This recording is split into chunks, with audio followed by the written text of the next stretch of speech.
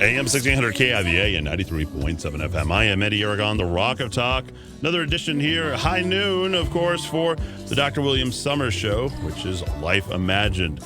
And as always, we appreciate all your texts and calls and your patronage of our great product. And that, of course, is Dr. William Summers Life Imagined and Memory Revitalizer. You can always pick up your bottles at a number of local stores, which we advertise for them very generously each and every week, including at local stores, Moses Country Store, Durant Central Pharmacy, Sam's Regent Pharmacy, Highland Pharmacy, Best Buy Pharmacy, Manol Pharmacy, and the Evergreen Herbal Market. You can visit the website at memoryrevitalizer.com, amazon.com, or call direct, 800-606-0192. Dr. Summers, good morning. Good morning, good morning, good morning. Where can we start this week? Oh, I love the great American philosopher Mark Twain, and he once observed everybody has to be very careful about reading health books because you might die from a misprint. Anyway, that was Mark Twain's take on it. So be careful reading health books, folks, because you could die from a misprint. Funny stuff. Love that. That's the quote of the day. Got any other quotes? Anything else you'd like to say? Well, one I actually said, and in trying to explain to a patient that I felt she had an entity called C. difficile, and I was getting blowback, how do you know, and all this, and all this, and all this. And I've been practicing medicine a long time. I knew. And so I'd call her the reluctant patient. And anyway, I finally said to her, look, you're about to exceed the limitation of the medications. And she dang near outsmarted me to her death, but fortunately, in the end, she listened to me, and she's still with us out there in western New Mexico. So, the thing is, one lady explained to me why women live so much longer than men, and I asked her what was the secret, and she said, I listen to my doctors, and then I do what they tell me to do. There you go. So that is the principal advice or whatever to start off the show with today. All right, Dr. Summers, infectious disease, measles, Ebola. We found that somebody recently died of measles after an infection here in the United States. Tell me what we know this week. Well, this week, the latest thing ties in with that famous communist Bill de Blasio, the mayor of New York City.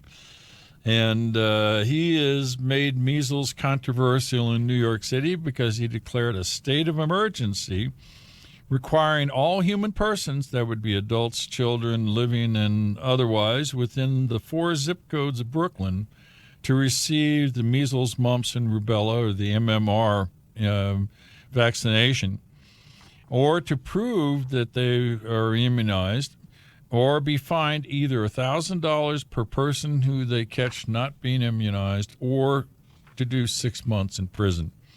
And Mayor de Blasio has now been sued by 5 mothers from Brooklyn on the following grounds. 1, New York could decide to just quarantine the active cases, and that would be less restrictive than forcing vaccinations. Do you buy into that? I hope the judge doesn't. Secondly, the measles, mumps, and rubella, indisputably, in these mothers' opinions, carries a risk of severe injury and death from the vaccination of measles. And actually, side effects are pretty darn minimal. So I don't know what they're doing there. And then their next complaint is that they are being stigmatized as public nuisances because they don't want their children vaccinated. And finally, the plaintiffs, in desperation, got a guy by the name, or a lady actually, Vera Sharav, who is a Holocaust survivor, still living. Can you imagine that? You got to be either approaching 100 or over 100 to be a Holocaust survivor. But she gave a declaration to the court saying that dictators always appeal to the, quote, greater good of society when they trample on individual rights. So that's the latest controversy in the measles world, folks. Our position here is, for crying out loud, it's a low-risk vaccination, and measles is still amongst us, especially now that we are taking in the illegal immigrants. Measles is amongst us, and it is still worldwide the number 1 cause of childhood deafness.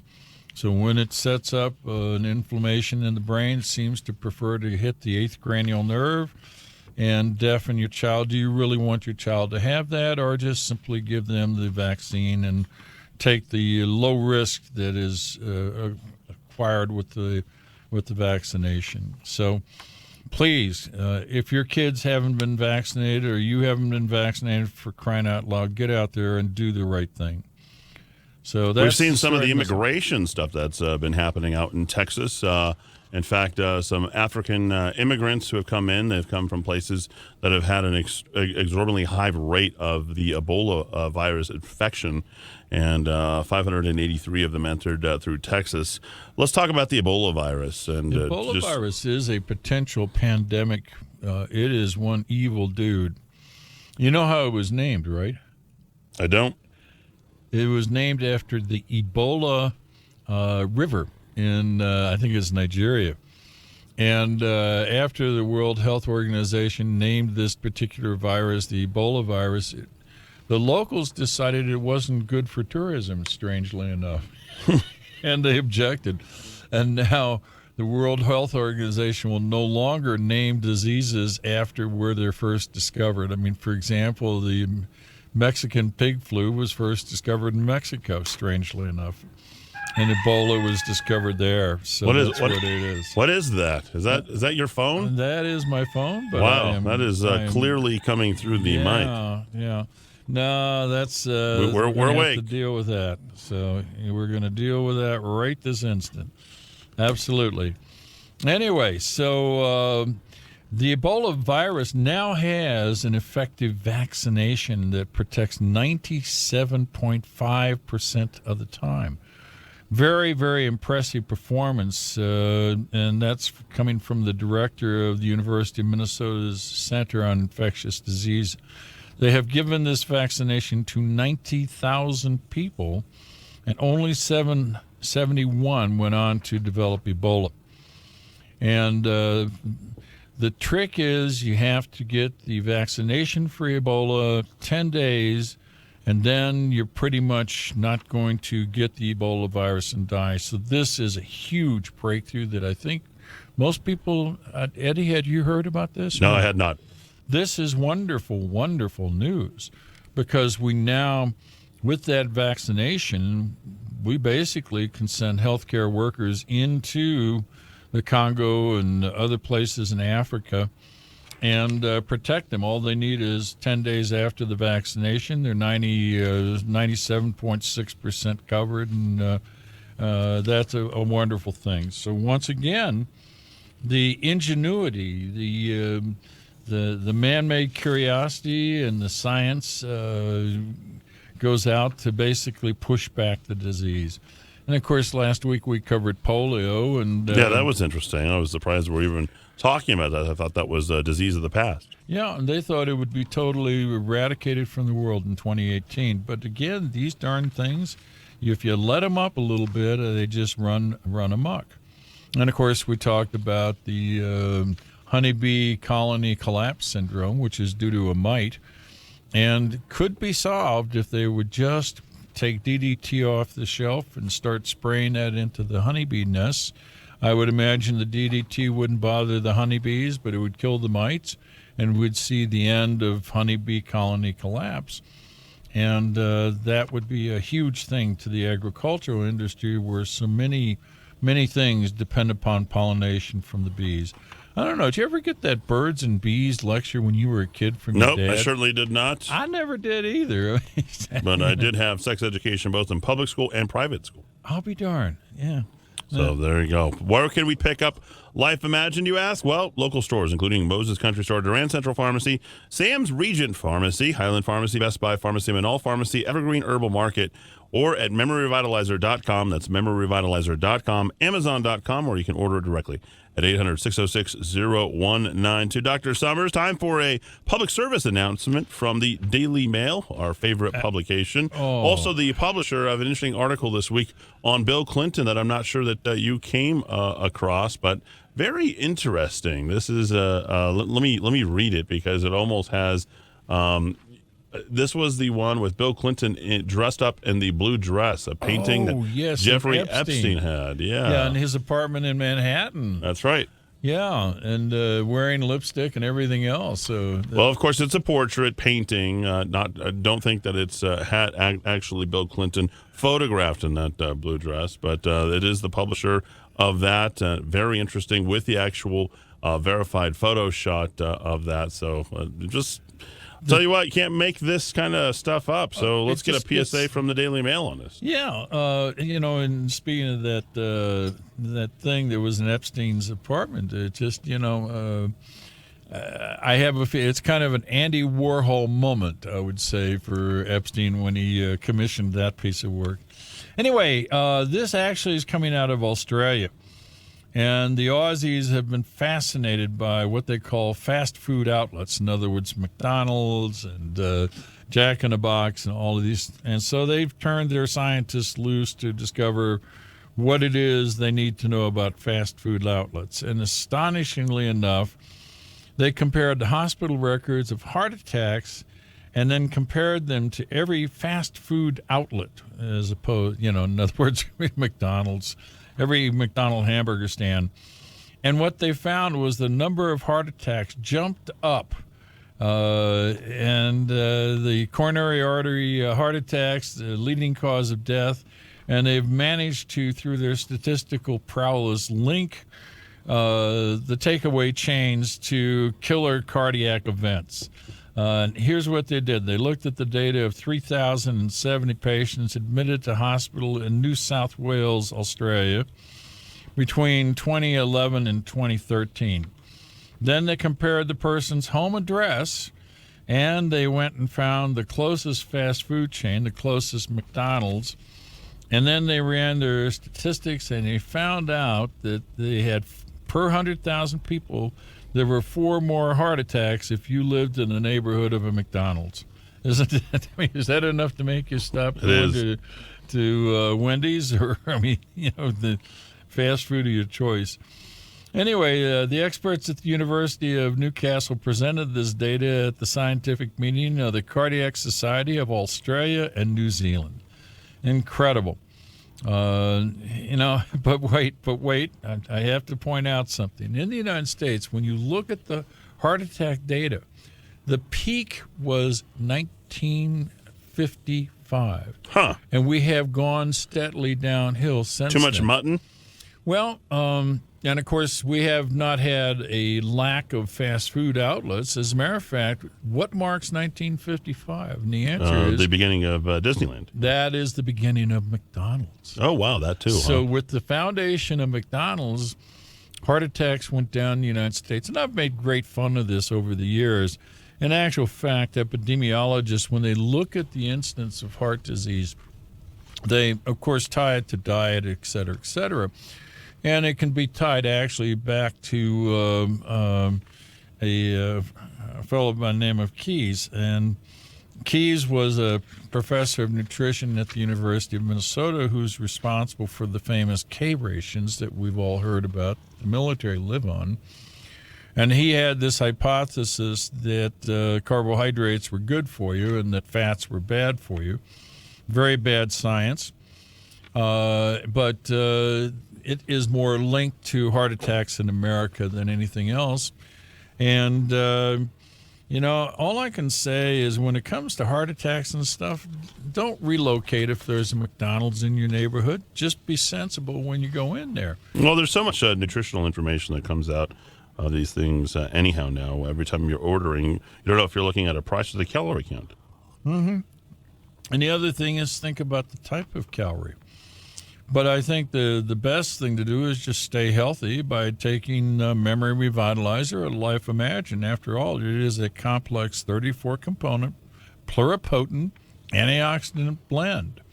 And easy to do. You take 4 of the Life Imagine or 6 of the Memory Revitalizer per day, and you have improved your cellular health. And that includes cells in the heart and in the brain, the left elbow, and the left big toe. So, you want to get the total picture. And it doesn't give you, a free rein to go to Sonic and do nothing but drink malts for breakfast, lunch, and dinner. But it does improve the leeway quite a little bit. And so I've got to say that, folks, I don't know about this government study of fast foods in Australia, but I'm a little suspect. Of, frankly, government-sponsored research all too often. People need to get their Memory Vitalizer or their Life Imagine. It's, of course, the complex 34-component pluripotent antioxidant blend. You can get it at local stores, including Moses Country Store, Durand Central Pharmacy, Sam's Regent Pharmacy, Highland Pharmacy, Best Buy Pharmacy, Manal Pharmacy, or the Evergreen Herbal Market. You could also visit MemoryVitalizer.com, Amazon.com, or order it directly. 800-606-0192. Let's touch on another topic, fraud in science. We've seen this quite often throughout a number of your shows, Dr. Summers. Oh, I love to point this out. A lot of times politicians will stand up and say there's 100% agreement. All the scientists agree on global warming or whatever it is that they're trying to, 100% of people, 123% of the 100% agree that Obamacare is good for you. And when you hear numbers like that, your ears have got to perk up. The hair's got to stand up on the back of your head because there is fraud in science.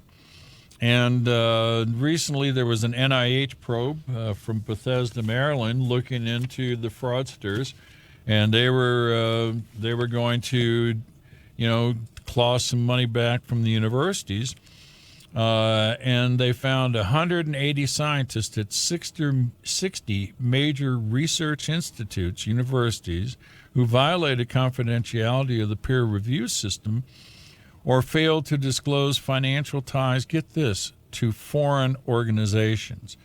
And already at MD Anderson in Houston and at Emory University in Atlanta, 5 professors have been fired due to the probe started by the NIH. And they went on, like I say, they found 80 scientists, and what they were finding was that these scientists were getting double paid.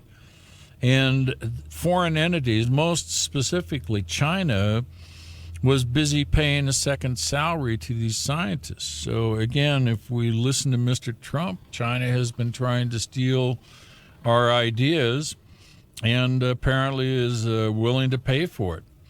So it turns out that many of the scientists that were caught were ethnic Chinese, and they were taking NIH money as well as Chinese funds. So the universities did their usual thing of circle the wagons and claim the NIH was blowing smoke, but the NIH would produce grant numbers from Chinese firms and then show bank records where these scientists were receiving money from China. Now, an example would be a scientist at Emory who spent 8 months a year being salaried at the university in Atlanta. And then he would be on a foreign institute from China's payroll for 9 months a year. Now, wait a minute, 8 months a year being paid by the U.S. and 9 months a year being paid by the Chinese. That's a hard-working scientist because that's 17 months a year. Yeah, so it must be up to something good. Yeah, but there's no corruption here. Nothing to see. Move on, people. Nothing of interest. No, just keep moving. Anyway, the take-home point is where there's huge amounts of money, guess what? There's corruption. And with the advent of the NIH system in America, courtesy of Franklin Roosevelt, I think corruption in science really began in earnest in the United States. And there is a lot of corruption that goes on in the scientific community here in the United States. Buyer beware. And yes. Be careful about those top-of-the-hour news little bits that come in about the new breakthroughs in science. Cellular health, a major target of Memory Vitalizer and Life Imagined, of course. And this is something you've been taking on. Let's talk about whether or not it is your product a target of cellular health. Yeah, no, cellular health means the cell is protected from free radical damage. Death begins with birth, and you begin to deteriorate with each passing year. And there was this really, I always like the basic research things because you find really more honesty in the basic research.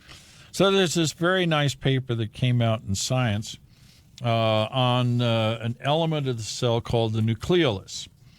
And the nucleolus, of course, is where the DNA is. It's where the RNA is. And when those things form, there are companion messenger RNA, et cetera, and that leads to the production of proteins. Now, the proteins can be used in several ways. The most notorious way is to become an enzyme and run the metabolism of the cell, but it can also become structural proteins that maintain the integrity of the cell or the organelles within the cell.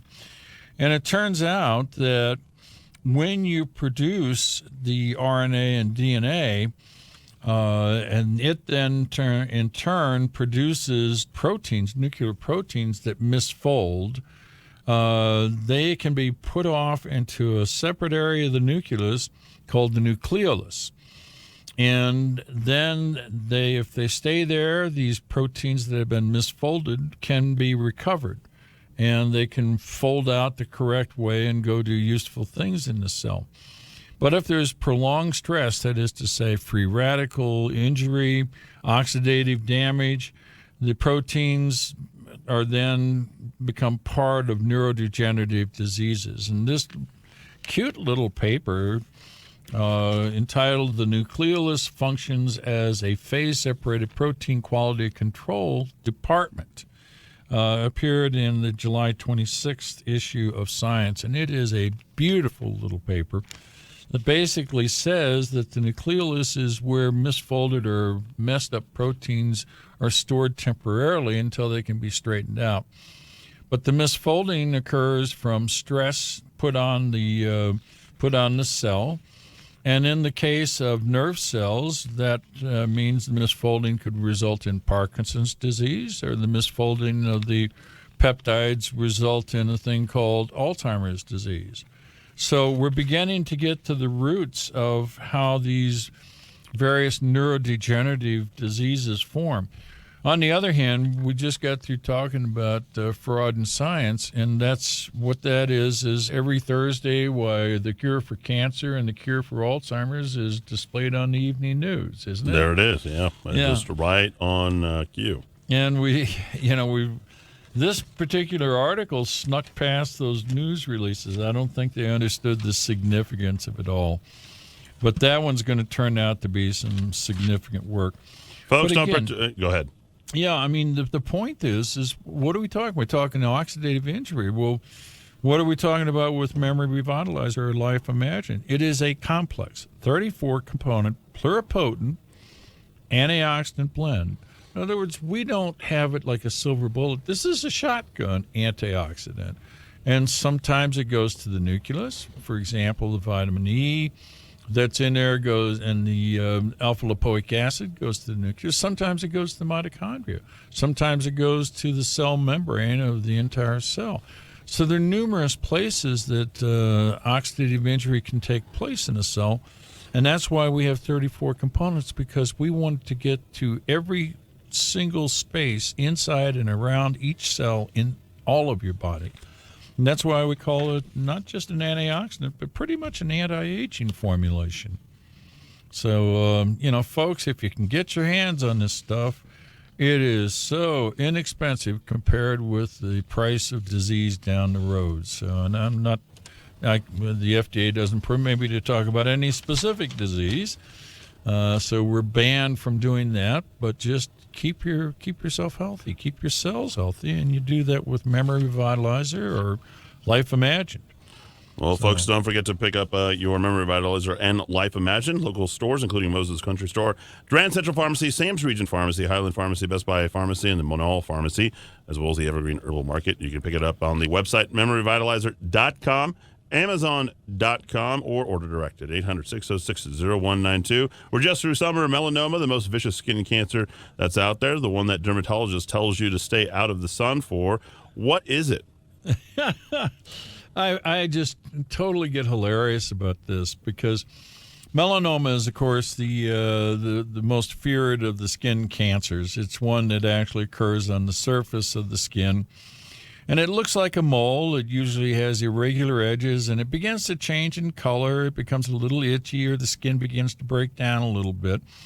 And according to the American Dermatologic Society, it's caused by sun or tanning devices or ultraviolet light. And, of course, that's why the American Dermatology Society wants you to lather up with your sunscreen, the highest rating possible, and keep putting it on every hour on the hour. And here's my problem with that whole thought process. You know me, I'm a little bit iconoclastic. And so you go, well, where does melanoma occur? Well, the most frequent location for melanoma to appear is between the buttocks, cheeks, or in the groin area. And it's not on your face where you get your most sun. It's not on the arms or on the parts of your body that get exposed to sun. It's on the parts that you never show to the sun. And so if the sun is such a cause of melanoma, how come it doesn't occur more frequently there? I don't know. I've never had that question answered. But this is some new work that really, it looks pretty legit. Came out in Science again. And came out in a magazine called Signal. And it turns out that melanoma stayed local until they gain access to fat cells. And you're going to ask your question, why? Well, it's because in the skin proper, there's microRNA that suppresses a cytokine called growth factor beta. And as long as the RNA in the skin suppresses the growth factor beta that's in the melanoma cells, then what happens is the melanoma stays local. It doesn't decide to go elsewhere in the body. But once the melanoma invades below the skin into the fat cells, then the fat cells put out another cytokine that suppresses the microRNA. And the net result is the melanoma is now free to migrate to your liver or to other areas of the body. And that's when it really, really becomes a life-threatening disease. So what is the 5-year survival of melanoma? Well, if it's localized, in other words, it hasn't gotten into the fat cells and then gone beyond the skin, you have a 99% 5-year survival rate. However, if it's gotten into the fat cells, gotten below the surface of the skin, the 5-year survival of melanoma is 25%. Now, that's scary. That means 75% of people die from it. The frequency of melanoma in the United States was 3.1 million people in 2015. So it's out there. And in terms of deaths, in 2015 again, it was 59,800 people. Or put it in other measurable amounts. Isn't automobile accident deaths, right around 40,000 a year, right? Roughly, yeah. So this is about 1.5 times the number of deaths due to driving an automobile around New Mexico.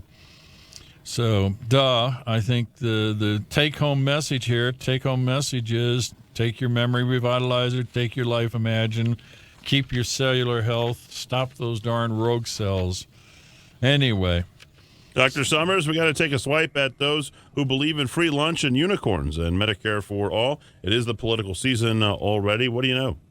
Well, Medicare for all, the Bernie breadline, solution, and I don't know, is there a Democrat that isn't endorsing Medicare for all? Two of them are not. Two of them are not. Which two? The governor from Montana and I forget the other one, but the governor from Montana is not doing. Oh, Hickenlooper wasn't. He dropped out of the race. Oh, okay. Wow. Oh, he was from Colorado, wasn't he? Mm-hmm. Yeah. Anyway, so what they're trying to sell us is NHS, or National Health Services. So I always like to pull in the stories from the Daily Mail about what's so wonderful about British socialized medicine, their form of Medicare for all. And folks, an expose story showed that 7,000 of the NHS staff took full-time days of sick leave because, guess what? Drug and alcohol use. Isn't that amazing? Yeah. Do you want to go get your health care from an alcoholic? And I don't think I do. A druggie? And in Britain, apparently that's the deal. And they 7,000 sick leave days in the last year. from their health care workers. They're the same people who are 15,000 doctors short. And so they were just going to go out there and recruit them from the world, and they haven't been able to convince enough docs to come to the UK. Amazing. So if you know, I keep trying to say, would you want your health care administered by the U.S. Post Office? And that's basically what you're getting. Anyway, so if those people believe in Medicare for all, they're being sold a pipe dream. Please do not vote for people that say Medicare for all. It's just goofiness. You can't trust yourself to someone who lies to you like that. Anyway, so when you add all that up, it's equivalent to 19 years of employees' time lost due to alcohol and drugs by the NHS workers. Amazing. That's a lot. Yeah, and people want that to come here to the United States. I mean, hasn't the government already done enough damage to our healthcare system with Obamacare? I think they have. People, wake up. When Democrats promise things, run out of the room. Don't mosey out of the room. Run out of the room. And, of course, take your Life Imagine and your Memory Revitalizer. That's Stay right. healthy. You can pick it up at local stores: Moses Country Store, Durant Central Pharmacy, Sam's Regent Pharmacy, Highland Pharmacy, Best Buy Pharmacy, and the Evergreen Herbal Market and the Village Apothecary in Cedar Crest. MemoryRevitalizer.com, Amazon.com, or 800-606-0192. And Dr. Summers, we're getting to the end of the program, but let's talk about some tidbits for the week.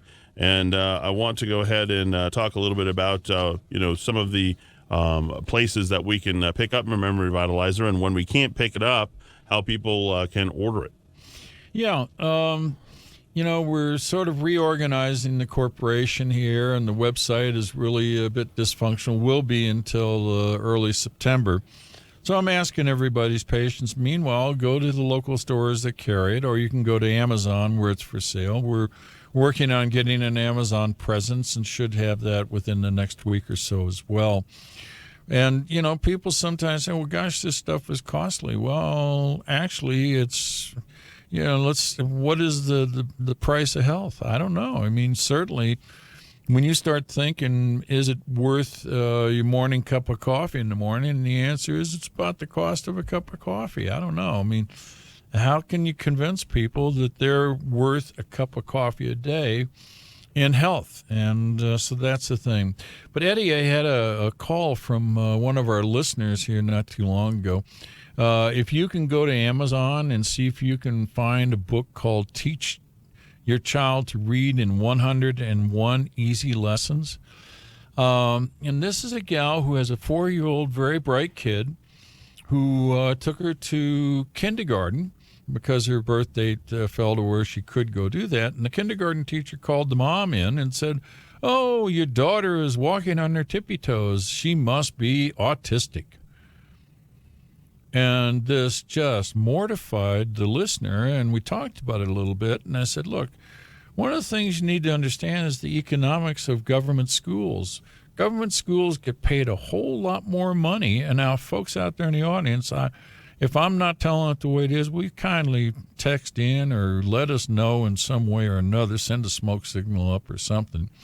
But government schools get paid big bucks for taking care of, quote, special needs children.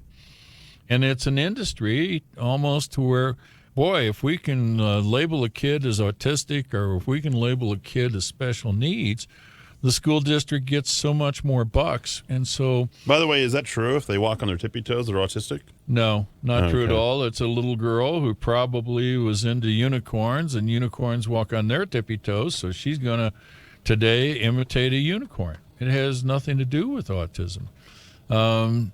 So she was quite concerned about this, and my remedy for her was, hey, your kid's 4 years old. There's no reason she can't read and write.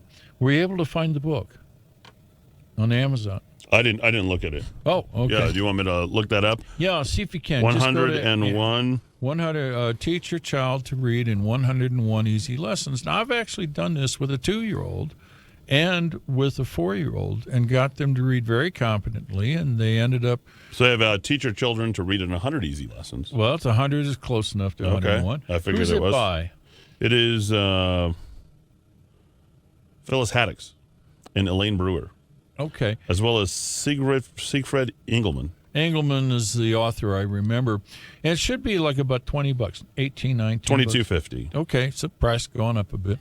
But I will tell you, within 2 to 3 months, you can take a 2-year-old and have them reading competently at a first grade, second grade level. And what it is it's teaching to read by phonetics from the alphabet. And it is remarkably effective. Now, when I grew up, I was a little dyslexic as a kid. Always suffered with that until I taught, like I say, a 2-year-old and later a 4-year-old to, through this book, to read in less than 2 months' time. And it was astonishing giving your kid the gift of reading and comfortably reading because they could phonetically work out the sounds, allowed these kids to go on to rather prominent East Coast schools and get an excellent education and be candidates to go to Harvard, Yale, and all of those Ivy League places. So, folks, this can be a game changer. If you're worried, in fact, I recommend that book to anybody who's got kids or even grandkids below the age of 5. Teach them to read at home. You know, you can't count on the government schools doing that, but you can get it done before they even arrive at the government schools for their indoctrination lessons. Anyway, other little tidbits. I wanted to give a hat tip to the patriots of Hong Kong. I think those are the most courageous people on the planet today. My God, versus the Chinese army, the Hongkonese are Hongkonese. I've never heard that before. Yeah, they are waving American flags. They're learning how to sing the Star-Spangled Banner. And with no weapons, they're opposing the brutal military of the Chinese. And I think that, folks, we got to keep these people in your prayers. We got to openly talk amongst each other about their courage in public. We need to make some sort of noise to where we can hopefully get some of our politicians to at least give some verbal encouragement to these people. I remember when the Iranian people, the youths of Iran, spoke out for freedom, and Mr. Obama just ignored them. And we allowed the voice for democracy to get smothered in Iran, and we're still paying the price today. Incidentally, have they stolen any super tankers this week? I have not paid at all attention. The only thing I care about this week is Jeffrey Epstein. He is compelling, isn't he?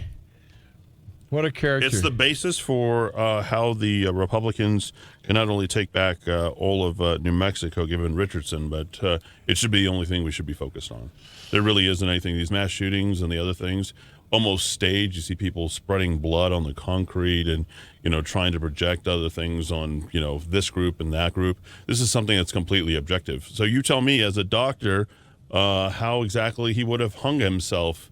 I'm not sure how much that you've read about it, but I really don't care about anything else. Well, of course, my last assignment in Pittsburgh was as the principal psychiatrist in a county jail in downtown Pittsburgh where there were 3,000 inmates.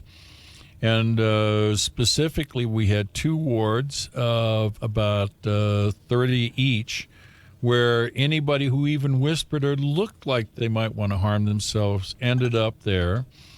What they would get would not be a sheet, and Epstein had a sheet. When you've got someone on suicide watch, you basically take all their clothes away. You give them sort of a moving van, what do you call them, pad, I think it is. You put some Velcro on it, and they drape themselves in the moving van pad as best they can, but it is a special moving van pad because you can't rip it apart and turn it into something you can hang yourself with. It won't come apart, so you can't choke yourself to death with it. And then you put them in a cell with no knobs, no objects hanging off of the ceiling of any kind. and you put them on a metal bed that has no mattress. You give them no mattress because they can do mischief with the mattress. And in the cell, they have a toilet and a faucet and a sink. But if they start being mischievous with that, you can turn that water off from the outside. And in my time at the Allegheny County Jail, we had 0 suicides. But we had some pretty serious people in terms of they were upset enough that seriously they would have gone there if we had put them in an opportunity where they could do that to themselves. So he wasn't on suicide watch, and I can tell you that this would have been the last thing that would have happened to him because he was the most high-profile criminal. The guards fell asleep. There was a camera not working. There was apparently nobody checking. The ceiling was 8 feet tall. And there was a paper bed sheet and nothing else in there. There were shrieks and screams, apparently from his jail cell, according to whoever, observers, what have you. So of this coincidence of things that happened, there was no question in my mind after the final autopsy came out. They basically said the way that he died was more characteristic of homicide as opposed to suicide. Really, he had his trachea crushed then, or what? Let me share this with you. Let me get to the article here that came out. Have you not been paying attention to this? I didn't see the autopsy business, no. Okay, yeah, because it's kind of, I mean, there's literally nothing else seemingly out there. I just don't understand how we are in this position where we're discussing how somebody died, but didn't die. And last words before his jailhouse death to his lawyer was very optimistic. He thought he was going to win the double jeopardy motion. He thought he was going to go ahead and be released. Just hours before his death, he was in great spirits. He told one of his lawyers, "I'll see you Sunday." That's exactly what he said to him, and that's the only information that we have so far. Let me share this information, because I don't know anything medically about what it is, but this is just the information coming from autopsy finds broken bones in the neck. 2 people familiar with the autopsy findings said Epstein suffered multiple broken bones in his neck, including a break in the hyoid bone. Hyoid bone is the one right over the trachea, and that's done through a violent act, you can break that one with a fist or a kung fu type thing, and the person basically dies of asphyxiation. So that really has more of the feel of murder to it than self-induced injury. Okay, so the position of the hyoid bone is literally right underneath that. Did I get that right here? Right here. Yeah. So I'm looking at it now. So once that's broken, you die from suffocation?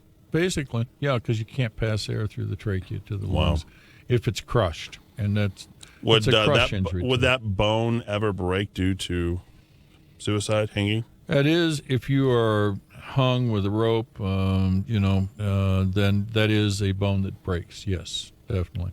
But it also is subject to violence. If somebody hits you in the neck, they can break that bone, and basically that's over. You're done.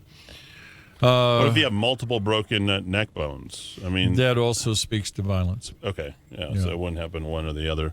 Dr. Summers, thank you again for being here. As always, pick up your memory revitalizer and your life imagined at local stores, including Moses Country Store, Durand Central Pharmacy, Sam's Region Pharmacy, Highland Pharmacy, Best Buy Pharmacy, Manal Pharmacy, and the Evergreen Herbal Market. You can also go to memoryrevitalizer.com, Amazon.com, or order directly. 800-606-0192. That's 800-606-0192. Dr. Summers, any last words for the week? Yeah, as far as the mass murderers out there, for crying out loud, don't ever publicize or repeat their names. Don't give them the fame, because the studies on that are correct. What those people are looking for is fame. And that doesn't make any difference if it's a Muslim with a knife slashing people, or if it's just a teenage kid trying to get famous by shooting people at a Walmart. There you go. Just never repeat their name. And you never tell their story to the world, because that will give you more copycats. Thanks to Dr. Summers for being here. AM 1600 KIVA, 93.7 FM. Stay tuned. Focus on Business is next. Wally Dringmeister.